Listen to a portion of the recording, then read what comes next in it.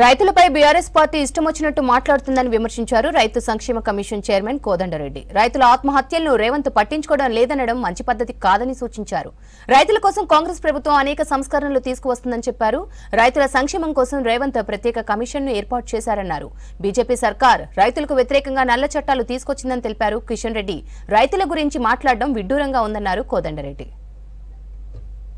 అధికారానికి వచ్చిన తర్వాత గౌరవ ముఖ్యమంత్రి రేవంత్ రెడ్డి గారు దేశంలో ఎక్కడా లేని విధంగా తెలంగాణ రాష్ట్రంలో వ్యవసాయము రైతు సంక్షేమం తెలంగాణ వ్యవసాయ రైతు సంక్షేమ కమిషన్ వేయబడ్డది.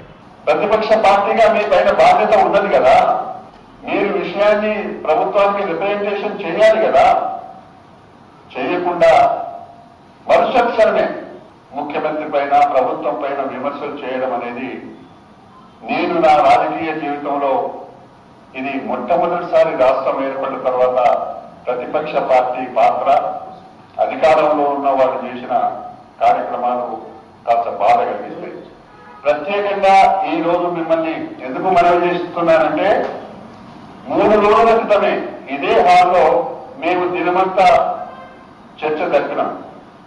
రాజకీయాలకు అతీతంగా కేవలం ఒకటే ఒక సబ్జెక్టు, రైతులు ఆత్మహత్యలు నివారణకు మీరు ఏ విధమైన సూచనలు చేస్తారు అనే దానికి సుప్రీంకోర్టులో ఇప్పటికీ పనిచేస్తున్న సీనియర్ లాయర్లు, ఎన్జిఓలు, అదే కాకుండా ఈ ఆత్మహత్యల విషయంలో 15-16 సంవత్సరాలుగా పనిచేస్తున్న కొండలు కానీ రాజు కానీ మాకు మా ముఖ్యమంత్రి గారి ఆలోచన విధానం, మా పార్టీ ఆలోచన విధానం ఏంటంటే కమిషన్ వేసింది రైతు సంక్షేమం చూడాలి.